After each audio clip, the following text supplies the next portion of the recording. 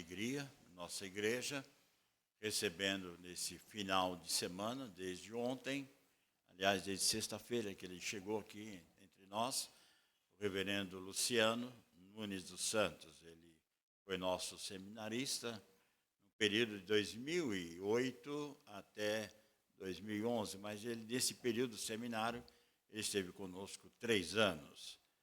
Nesses 3 anos, esteve mais ativamente na cidade de Pava, participando, e no último ano, com mais intensidade, aqui na igreja local. A nossa alegria, porque Deus tem abençoado ricamente a sua vida, o seu pastoreio, a sua experiência é muito grande, enfrentando as suas lutas, dificuldades do ministério, mas o Senhor tem abençoado a igreja presbiteriana de Jacobina, a igreja presbiteriana de Jacobina, no estado da Bahia. Nós temos aqui parente ou irmãos em Cristo próximo à cidade, propriamente a cidade Jacobina, onde nosso irmão pastoreia, né? O reverendo Luciano tem sido uma grande bênção ali naquele presbitério, naquele sínodo, tem sido bênção também para nós, porque nos alegramos com a vitória que Deus tem dado ao seu ministério. E que ele possa ser, de fato, a boca do Senhor para o meu e o seu coração nesta noite. Mas que nós ouvimos a palavra de Deus, vamos ouvir, mas vamos pôr em prática, né? Não apenas ouvir, mas trazer isso como prática para essa semana da nossa vida cristã. Nós vamos louvar a Deus com o hino de número 135, e a mensagem desse hino diz: mais de Cristo eu quero, né, receber. Então nós vamos receber mais de Cristo na sua palavra. Vamos aqui a São Paulo e temos o privilégio de rever a amada família Monte Sião, esse lugar que passamos aqui durante o período da nossa formação, e carregamos essa igreja em nosso coração com muito carinho e com muito amor.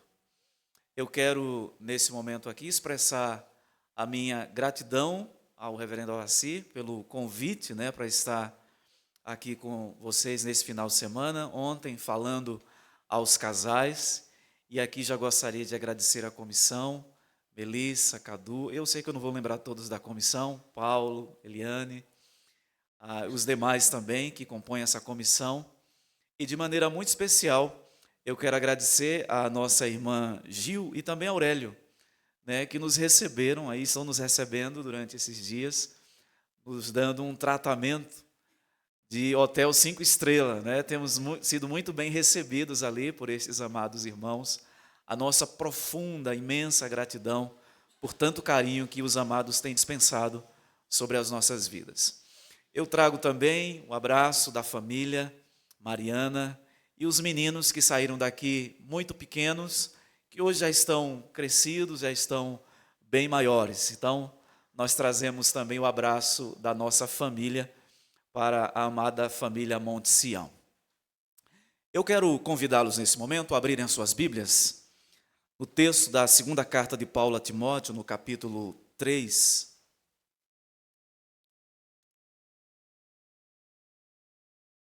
Segunda carta de Paulo a Timóteo, capítulo 3, do verso 10 ao verso de número 13.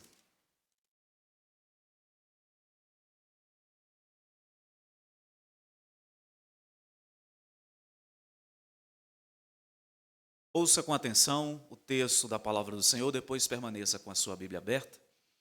Nós vamos seguir aqui a exposição do texto, conforme ele vai se apresentando a nós. Tu, porém, tens seguido de perto o meu ensino, procedimento, propósito, fé, longanimidade, amor, perseverança. As minhas perseguições e os meus sofrimentos, quais me aconteceram em Antioquia, Icônio e Listra, que variadas perseguições tenho suportado, de todas, entretanto, me livrou o Senhor. Ora, todos quantos querem viver piedosamente em Cristo Jesus serão perseguidos, mas os homens perversos e impostores irão de mal a pior, enganando e sendo enganados. Nós vamos orar mais uma vez ao Senhor. Ó Deus, nós estamos diante da Tua palavra e desejamos ser edificados pelo Senhor através da mesma. Fala-nos, portanto, de maneira clara, objetiva e transformadora.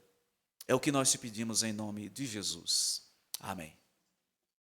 Meus amados irmãos, todos nós recebemos influência, seja de alguém ou de uma determinada situação que nós passamos. E quer estejamos conscientes ou não, nós somos influenciados o tempo inteiro. De maneira positiva e também de maneira negativa. Não sei se vocês já observaram, mas de vez em quando você se pega com alguns trejeitos que não são seus. Você não os tinha. Mas a partir do momento que você começou a conviver com amigos, pessoas próximas, colegas de trabalho, você começou a pegar trejeitos que não eram seus. Expressões que não faziam inicialmente parte do seu vocabulário, de repente você se pega falando palavras, expressões que você não falava comumente. Isso mostra que o ser humano, e naturalmente nós somos assim, influenciados. O apóstolo Paulo, aqui nessa carta, ele mostra a Timóteo que nós recebemos influência do meio em que nós vivemos. O apóstolo Paulo mostra isso no início do capítulo 3, quando ele alerta a Timóteo acerca do padrão de comportamento dos homens dos últimos dias. Ele diz: Timóteo, sabe isso, nos últimos dias sobrevirão tempos difíceis. E aí Paulo lista uma série de características que são próprias do homem caído, da sociedade que nós vivemos. Os homens serão egoístas, avarentos, ingratos, desobedientes aos pais, desafeiçoados, mais amantes dos prazeres, inimigos de Deus, implacáveis, iracundos. E Paulo vai descrevendo uma série de características que são próprias dos homens dos nossos dias. E aí no texto que nós lemos, o apóstolo Paulo faz um contraponto, mostrando que existe essa alternativa que ele mencionou nos versos anteriores, mas existe uma outra forma de viver. Existe um outro tipo de comportamento, de padrão de vida, e que nós podemos seguir. E essas duas coisas estão diante de nós, e nós recebemos influência o tempo inteiro. Aqueles que são das trevas, evidentemente, eles se deixarão dominar por esse tipo de comportamento e de padrão ético e moral que Paulo descreve no início do capítulo 3, do verso 1, especialmente até o verso 9. Mas aqueles que são filhos da luz, eles se deixarão influenciar não por esse tipo de comportamento, mas por outro tipo de comportamento e de padrão que Paulo descreve no texto que serve como base para a nossa reflexão nessa noite. Eu creio que quando nós tomamos o contexto da nossa passagem, que começa no capítulo 3, eu entendo que o apóstolo Paulo queria incutir na mente de Timóteo o cuidado que ele deveria ter nesse tempo, naquele tempo que ele vivia. O apóstolo Paulo, como nós conhecemos a história, foi um tutor de Timóteo. Esse jovem que nasceu numa família piedosa, era filho de uma judia, uma mulher crente, temente a Deus, mas o seu pai era um gentio, que ele não temia ao Senhor. Mas Timóteo foi influenciado de tal forma pela sua mãe e pela sua avó, que no texto anterior, no capítulo 1, Paulo descreve essa fé vigorosa, verdadeira, que antes habitou na sua mãe Eunice e na sua avó Lóide, e que Paulo percebia as marcas dessa fé verdadeira na vida daquele jovem. Uma fé sem fingimento. E aí então no capítulo 1, Paulo traz uma série de exortações pastorais a Timóteo sobre como ele deveria viver, à luz do fato de que ele recebeu uma boa instrução da sua mãe e da sua avó também. Mas aqui de maneira especial no capítulo 3, eu creio que o objetivo de Paulo é, de alguma forma, vacinar o coração de Timóteo para que ele não fosse influenciado pelas tendências, pelas inclinações que eram próprias da sua época. No capítulo 1, no capítulo 3, no verso 1, como nós mencionamos, o apóstolo Paulo diz: sabe, porém, isso, nos últimos dias sobrevirão tempos difíceis. E aí Paulo, depois de descrever tudo isso, ele vai mostrar a Timóteo o outro lado. E eu gostaria de falar nessa noite, meus irmãos, tendo em mente essas informações, de que o apóstolo Paulo tinha o objetivo de alertar a Timóteo de que ele deveria permanecer firmado na fé, mesmo naquele ambiente, naquele contexto que ele vivia. Eu gostaria, portanto, de pensar com os irmãos em como permanecer firmado enquanto enfrentamos os dias difíceis. Como permanecer firmado na fé enquanto enfrentamos os dias adversos. Esses últimos dias que nós estamos vivendo. Na Bíblia, essa expressão é usada com muita frequência. Os últimos dias, o último dia. E nós entendemos que os últimos dias começaram quando Jesus concluiu o seu ministério público aqui nesse mundo, ressuscitou dentre os mortos e ascendeu aos céus. Ali começaram os últimos dias, que irão durar até o último dia, quando nosso Senhor se manifestará em glória e trará para nós a realidade do novo céu e da nova terra, onde habita a justiça, a verdade, e nós estaremos para sempre longe de todas as perturbações que são próprias aqui desse mundo. Mas enquanto esse dia não raia, enquanto esse dia não chega, nós precisamos nos comportar como filhos da luz. Nós precisamos permanecer firmados na verdade que um dia recebemos, que um dia cremos, a verdade que os nossos pais legaram a nós. E devemos permanecer firmados nela, ou nestas verdades, enquanto o nosso Senhor, até o dia que o nosso Senhor haverá de se manifestar. Como permanecer firmado enquanto vivemos esses dias maus? Eu creio que o apóstolo Paulo responde essa pergunta no versículo 10 até o final aí, o verso 13. E a primeira resposta que o apóstolo Paulo nos apresenta aqui é de que nós devemos atentar para o exemplo de pessoas piedosas. O texto nos diz: tu, porém, tens seguido de perto o meu ensino, procedimento, propósito, fé, longanimidade, amor e perseverança. Observe que o texto começa com um porém, uma conjunção adversativa. O que mostra que o apóstolo Paulo, a partir do versículo 10, ele vai fazer um contraponto com o que ele tratou anteriormente. E do versículo 1 até o verso 9, ele apresentou a Timóteo as características daquilo que estava à sua volta. Pessoas com a natureza inclinada para o pecado. E aí então no verso 10, Paulo diz: tu, porém. Sabe aquela expressão, Maria vai com as outras? É como se Paulo dissesse: Timóteo, você não é todo mundo. Todas as pessoas à sua volta que não têm o temor de Deus têm seguido uma tendência para longe do Senhor. Mas você não é como eles. Você tem um exemplo diante de você. Eu sei que existem os maus exemplos e como eles nos influenciam. Quantas histórias nós conhecemos? De jovens, adolescentes, que foram criados num ambiente saudável, numa família estruturada, que foram trazidos à igreja regularmente pelos seus pais, que foram instruídos na verdade, por quem os pais oraram, leram a Bíblia com eles, mas com o passar do tempo eles passaram a se influenciar, a ser influenciados por outras pessoas que os arrastou do caminho da verdade. Paulo diz: você está envolto, Timóteo, nesse contexto. Tu, porém, tens seguido de perto. E aí Paulo menciona o meu ensino e o meu procedimento. Nós observamos que a vida do apóstolo Paulo era marcada pelo ensino teórico, mas pelo próprio procedimento também.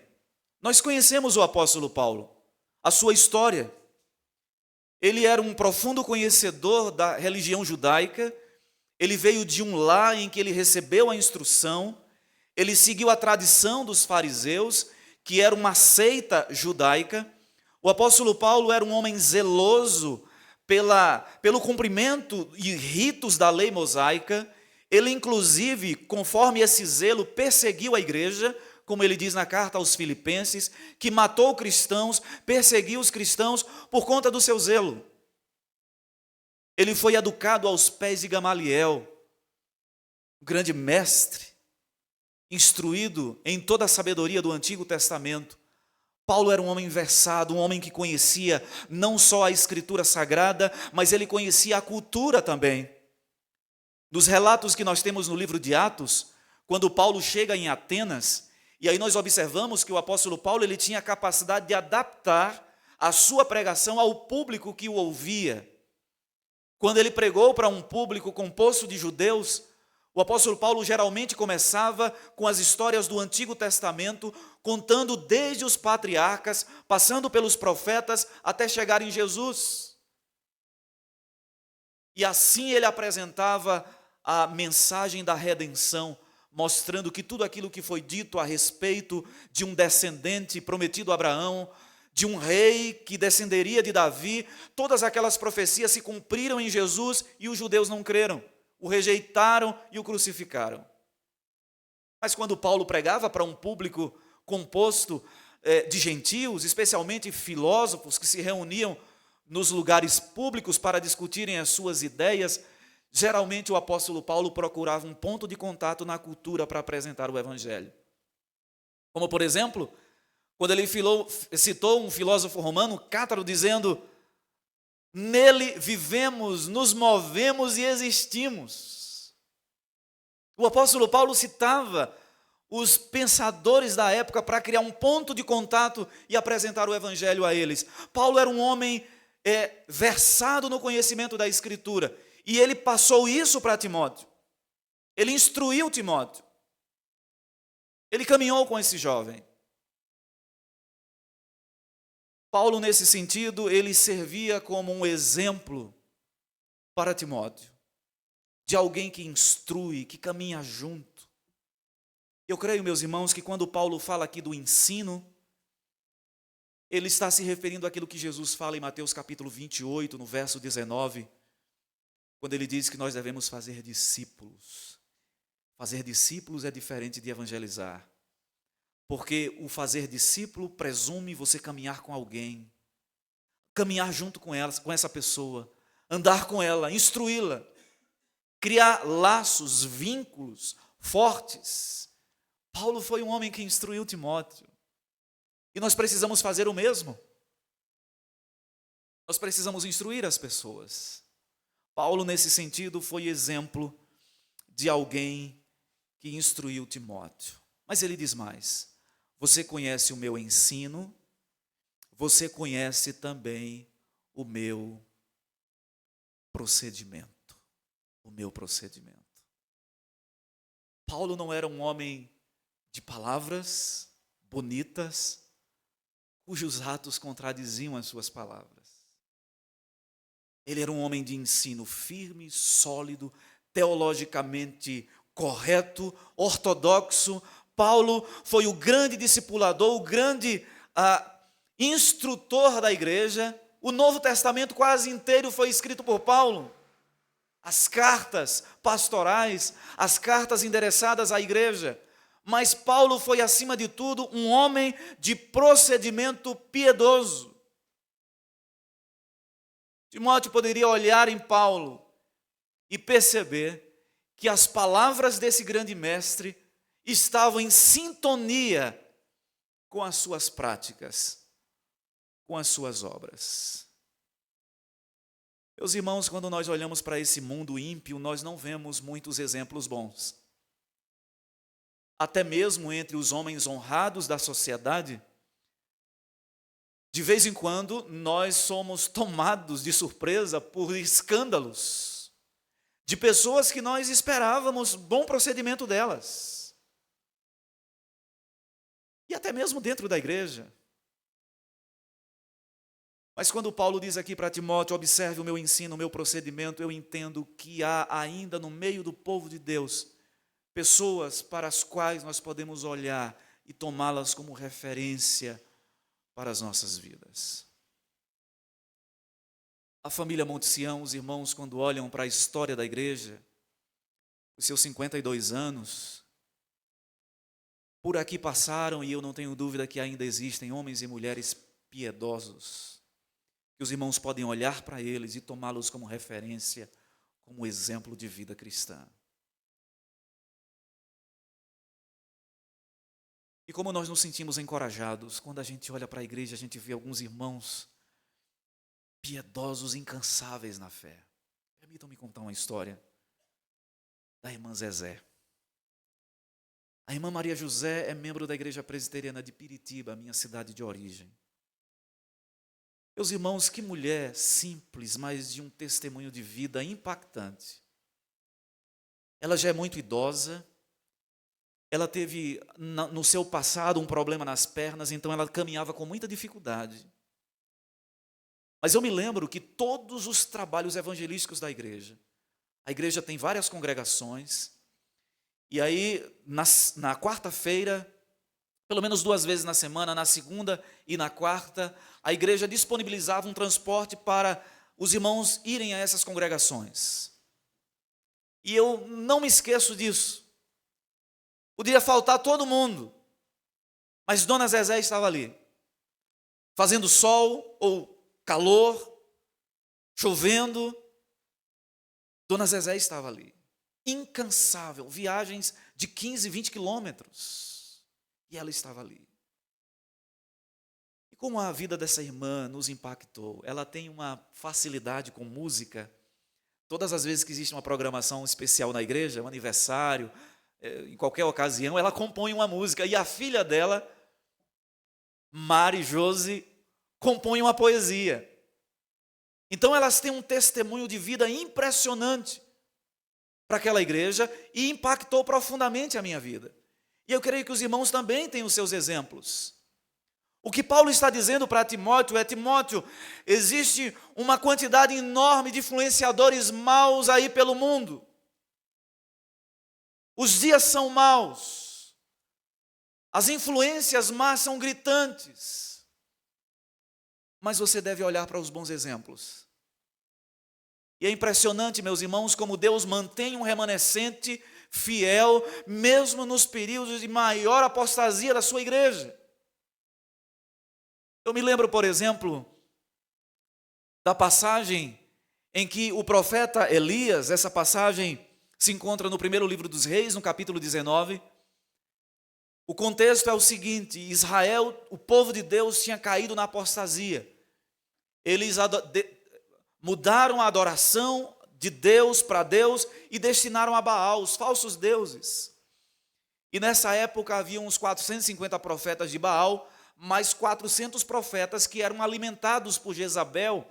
Ela os alimentava e os tratava. Jezabel, que era a esposa do rei Acabe. E um dia Elias propôs um desafio para ver quem era o Deus verdadeiro. E o desafio constava do seguinte: foi feito um altar, e o Deus que respondesse com fogo, consumindo aquele holocausto, o animal morto posto sobre o altar, seria considerado o verdadeiro Deus. Encurtando a história, os profetas de Baal clamaram e não houve nada, até que Elias então clamou ao Deus dos céus, e ele mandou o fogo do céu e consumiu o holocausto, a água que foi derramada em redor. Deus naquele dia concedeu vitória ao seu servo. Mas um detalhe na história interessante. Elias estava em sua casa e ele recebeu uma ameaça de Jezabel, ameaçando-o matá-lo.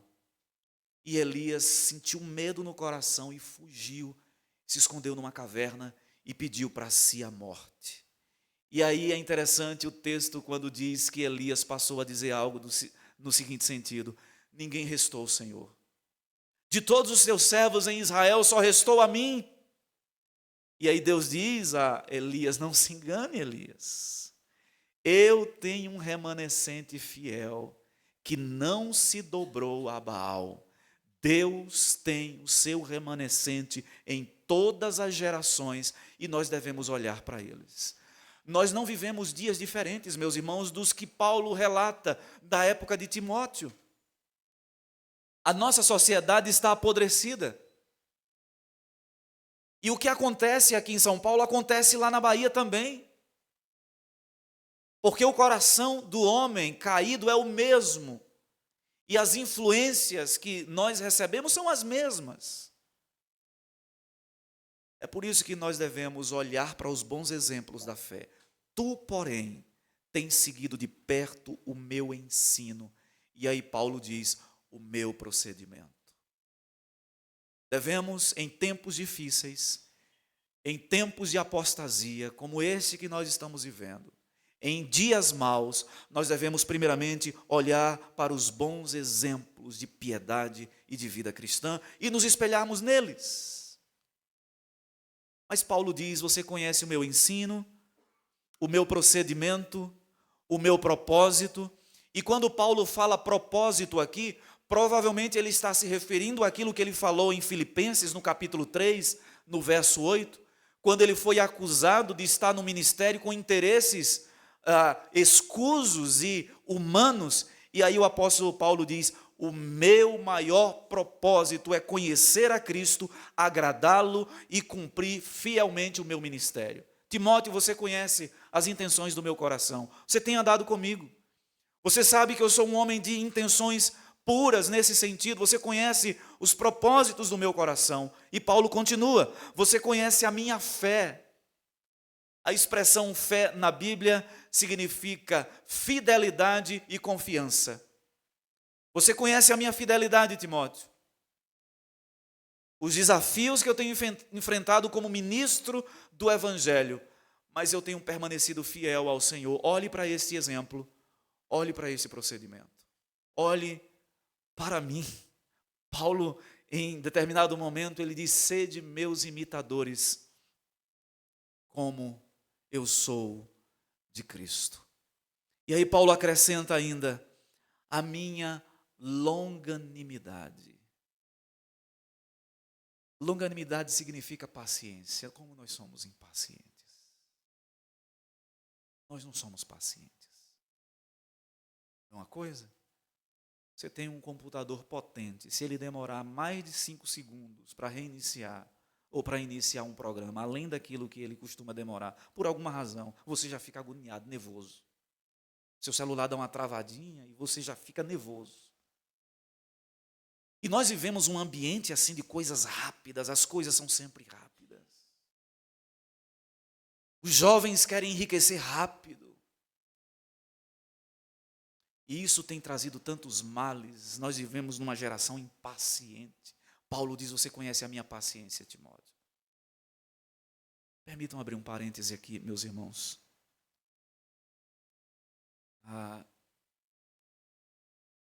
Uma das características das pessoas dos nossos dias é exatamente a impaciência. Isso tem feito as pessoas entrarem em tantos buracos que têm trazido consequências terríveis para eles. Eu li um dado recentemente que é assustador e eles ainda são preliminares. Mais de 30 milhões de brasileiros estão endividados. Jogos de azar. A impaciência de querer as coisas para agora. E essa impaciência tem levado muitos a se arriscarem. Paulo diz, olhe para mim, Timóteo. Olhe para a minha paciência. Olhe para a minha perseverança. Perseverança significa suportar a aflição, suportar o peso.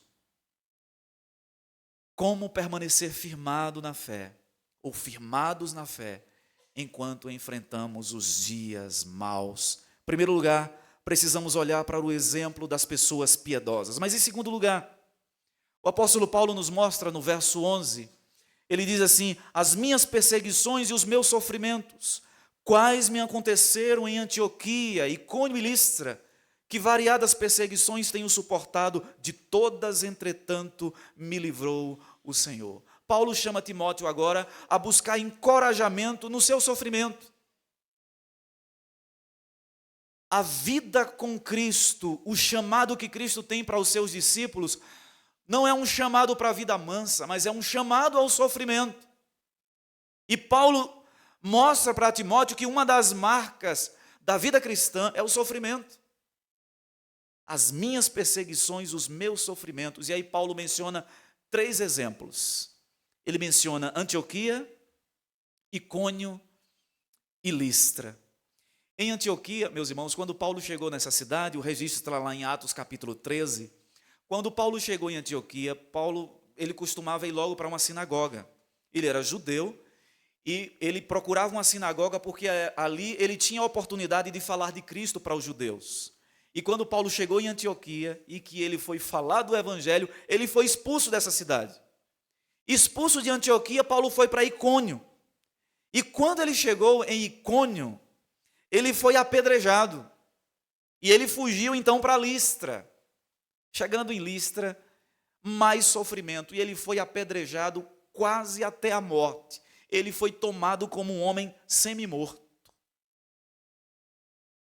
O que Paulo está querendo dizer é que nós devemos olhar para os exemplos de pessoas tementes a Deus, enquanto enfrentamos esses dias que nós estamos vivendo, e encontrar encorajamento nos sofrimentos deles. Eu me lembro que no período do seminário, o saudoso reverendo Jorge Canelhas, ele nos incentivava a ler as biografias dos homens de Deus do passado. E aí nós tivemos que ler alguns livros, inclusive para cumprimento de atividade do seminário. E posteriormente nós lemos alguns outros, como por exemplo, os mártires do Coliseu, os heróis da fé. E nestes livros nós encontramos inúmeras histórias de homens e mulheres, servos e servas de Deus, que tiveram as suas vidas aqui nesse mundo marcadas pelo sofrimento. Jesus, numa determinada ocasião, ele disse aos discípulos: se fizeram isso a mim, se perseguiram a mim, também perseguirão a vocês. Por causa do meu nome, vocês serão levados à presença das autoridades e aos tribunais para serem julgados e sentenciados. E alguns de vocês irão coroar a passagem de vocês aqui nesse mundo com a coroa do martírio. Meus amados irmãos, que estrago a teologia do triunfalismo tem trazido ao meio cristão. É a noção equivocada de que o crente não pode passar por sofrimento. E se ele estiver sofrendo, tem alguma coisa errada com ele, ou porque ele não tem fé, ou porque ele está em pecado. E isso tem trazido um ambiente de angústia a muitos irmãos que padecem de enfermidades. O apóstolo Paulo diz: olhe para mim, Timóteo. Veja as minhas perseguições. Timóteo, tão jovem, iniciando o ministério na igreja de Éfeso, talvez com muitos encantamentos a respeito do ministério. E Paulo então queria blindar o coração dele dizendo: o chamado para o ministério, entre outras coisas, é um chamado para padecer pelo nome de Cristo. E não é diferente conosco, meus irmãos. Quando Jesus trata a respeito dos últimos dias nos seus sermões escatológicos, Mateus capítulo 24, Lucas capítulo 22 e os últimos capítulos de Marcos, Jesus diz que os últimos dias seriam marcados por grandes tribulações. E a figura de linguagem que Jesus usa é de uma mulher grávida que está para dar à luz. As irmãs que já tiveram filho aqui, ou mesmo quem nunca teve filho, sabe como é que funciona. Na medida em que o momento de parir a criança vai se aproximando, as dores vão aumentando a sua intensidade e diminuindo o intervalo de tempo entre as contrações. Se eram de 10 minutos, vai diminuindo, aumentando a intensidade até a hora que a criança nasce. Jesus usa essa figura de linguagem facilmente compreendida para dizer o seguinte: os últimos dias serão assim. Na medida em que a gente vai se aproximando do fim, do último dia, é como uma mulher grávida que está para dar à luz. As contrações vão aumentar, os sofrimentos serão maiores. E nós devemos, meus irmãos, olhar para esses exemplos de homens e mulheres piedosos que sofreram, mas que permaneceram firmados no Senhor, a exemplo do apóstolo Paulo. Me permitam falar da irmã Maria. Toda a primeira semana do mês, nós fazemos visita às nossas congregações para ministrar a Santa Ceia. E nós aproveitamos também para levar a ceia aos idosos da nossa igreja. E Deus nos tem dado esse privilégio, é uma experiência preciosa. Porque ali a gente tem o privilégio, a oportunidade de ouvir a história de tantos irmãos que serviram àquela igreja enquanto tiveram forças, mas hoje, por conta das suas limitações, não podem. Mas eu ouvi algo da irmã Maria que me marcou profundamente. Ela tem dores muito fortes nos joelhos, ela fica a maior parte do tempo sentada, caminha com muita dificuldade, com um andador ou com uma bengala. Mas ela me disse algo, ela disse: pastor, eu sofro porque eu não posso ir à igreja. Mas o que me consola é que, enquanto eu tive forças, eu estava lá na casa do Senhor servindo, trabalhando. E hoje o meu coração se alegra no meu Senhor, mesmo com todas essas limitações que eu tenho. Isso só pode ser dito, meus irmãos, por alguém que experimentou a verdadeira fé. Alguém que enfrenta o sofrimento com resiliência, cabeça erguida, olhando para Jesus, o autor e consumador da fé. Existe uma música de um grupo que eu gosto muito, eles são de uma origem um pouco duvidosa, mas eles têm músicas preciosas, os Arrais. Tem uma música deles que o título da música é Oração. Eu gostaria de recitar aqui um trecho dessa música que eu entendo que ilustra bem esse ponto que o apóstolo Paulo coloca aqui. Lá para as tantas, a música diz assim: torne meu sofrimento em testemunho, me esvazie de mim e deste mundo, e que o meu nome morra com o meu corpo, e que o de Cristo eu permaneça em tudo. Essa é uma declaração de fé. Ainda que o meu corpo esmoreça, eu olharei para o meu Senhor. O apóstolo Paulo diz: olhe, Timóteo, para os bons exemplos, e eu posso servir de exemplo para você. A minha vida é marcada por sofrimentos. Mais à frente, no capítulo 4, no verso 7, ele vai dizer: combati o bom combate, completei a carreira, guardei a fé. Como permanecer firmados na fé enquanto enfrentamos os dias difíceis? Olhando para os exemplos de pessoas piedosas. Segundo lugar, olhando e encontrando encorajamento no sofrimento dos santos. Em terceiro lugar e último, versos 13 e 14. Olha o texto, vamos ler juntos? Já estou caminhando para o fim. Versos 13 e 14, leiamos. Aliás, versos 12 e 13. Ora,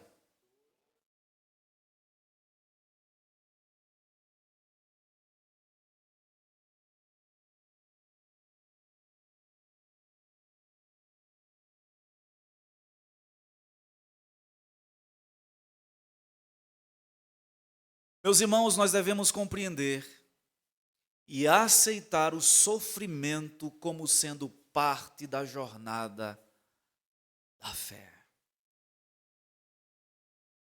Pare de sofrer agora, diz o slogan. Jesus tem para você toda vitória. Agora, só depende de você continuar sofrendo ou vencer. Que frase impactante, mas tão mentirosa e antibíblica. O chamado para servir a Jesus e para seguir a Jesus não é um chamado para isenção de sofrimento. O apóstolo Paulo diz que todos quantos querem viver piedosamente em Cristo Jesus serão perseguidos.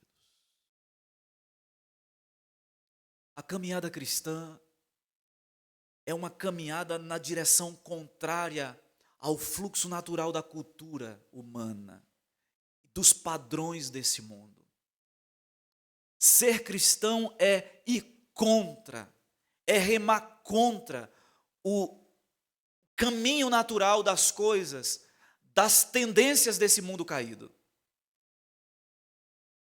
Talvez uma ilustração nos ajude a compreender isso aqui. Eu me lembro que uma vez eu estava vendo não sei se um documentário, um vídeo, do rio Amazônia, e de alguns peixes que fazem a sua desova na cabeceira do rio.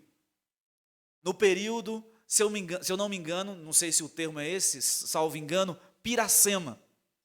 Então os peixes ficam na parte de baixo, que as águas são mais frias, mas precisam colocar as suas ovas na parte de cima, onde as águas são mais tranquilas e mais quentes. E o vídeo que mostra o peixe subindo contra a correnteza é um negócio impressionante. E eles vêm nadando com toda a velocidade. Em determinados momentos eles saltam fora da água e continuam a sua jornada contra aquela correnteza muito forte. Até que depois de muito esforço, eles conseguem chegar na parte de cima do rio, na cabeceira, e ali os peixes colocam as suas ovas. A caminhada cristã, meus irmãos, é ir contra a tendência natural das coisas. É por isso que o apóstolo Paulo diz que todos quantos querem viver piedosamente em Cristo serão perseguidos. Sabe por quê?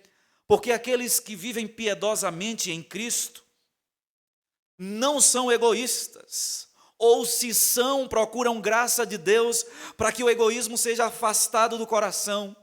Não são avarentos, jactanciosos, arrogantes, blasfemadores, desobedientes aos pais, ingratos, irreverentes, desafeiçoados, implacáveis, caluniadores, sem domínio de si, cruéis, inimigos do bem. Não são atrevidos, não são enfatuados, são amigos de Deus e não dos prazeres. Não têm somente forma de piedade, são de fato piedosos. E todos aqueles que querem viver de maneira piedosa encontram um mundo em choque, colisão. É por isso que o apóstolo Paulo mostra a Timóteo que o sofrimento é uma parte muito importante da vida cristã. Mas eu quero concluir com o finalzinho do texto, quando Paulo diz assim: mas os homens perversos e impostores irão de mal a pior, enganando e sendo enganados. Mas os homens perversos, eles irão de mal a pior. Eu creio que o que o apóstolo Paulo quer incutir na mente de Timóteo é que esse estado de coisas vai chegar ao fim. Haverá um dia em que esses homens perversos, impostores, que irão de mal a pior, eles enfrentarão o Senhor do universo, justo juiz. E eles irão prestar contas ao Senhor. E Deus vai dar um fim a todas essas coisas no novo céu e na nova terra. As contrações são muito fortes. Os sofrimentos às vezes chegam à nossa porta e nos atingem de maneira direta o coração. Nos trazem dor. Mas um dia tudo isso vai ter fim. Não há contrações de mulher grávida que permaneça para sempre, por mais fortes que elas sejam. Uma hora a criança nasce. Quando Jesus toma essa analogia para falar a respeito do grande dia, o dia da sua vinda, ele quer mostrar a Timóteo que o sofrimento vai ter fim. O sofrimento que Paulo quer incutir na mente de Timóteo o fato de que estas coisas vão chegar ao fim. Um dia esses homens impostores, eles haverão de encontrar-se com o verdadeiro e supremo Senhor do universo. E não só isso, meus amados irmãos, os nossos sofrimentos também terão fim. Todo estado de perseguição, de angústia que nós temos que passar aqui nesse mundo e que enfrentamos, um dia vai ter fim. Como permanecer firmados na fé enquanto esse último dia não raia diante de nós, não se manifesta diante de nós? Nós devemos olhar para a história da igreja e nos espelhar nos grandes servos de Deus. Que na história, 52 anos da Igreja Presbiteriana Monte Sião, você tem exemplo de pessoas piedosas. Apesar dessa maré ser muito forte aí fora, de pessoas que não amam a Deus e que tentam nos influenciar, nós devemos olhar para os bons exemplos, tal como Paulo chamou a atenção de Timóteo. Devemos atentar também para o sofrimento dos santos. Quando o sofrimento bater à nossa porta, nos lembremos que os santos de Deus foram afligidos nesse mundo, com toda sorte de aflições físicas na alma. E eles servem de exemplo para nós. No capítulo 11 do livro de Hebreus, nós temos ali uma nuvem de testemunha. No capítulo 11, ele trata, o escritor aos Hebreus, dos grandes homens de Deus do passado. Alguns deles, a maior parte deles, martirizados. Devemos olhar para o exemplo destes servos e servas do Senhor, que não desistiram da caminhada em meio ao sofrimento. Finalmente, devemos ter plena consciência de que o sofrimento é parte integrante da vida cristã. Todos quantos querem viver piedosamente em Cristo serão perseguidos. Nos lembremos do homem de dores, o homem que sabe o que é padecer. Como diz o profeta Isaías, ele foi afligido no corpo e na alma, com toda sorte de sofrimento. Olhemos para ele. Olhemos para o nosso Redentor, olhemos para Cristo Jesus. Que o Senhor nos abençoe. Amém.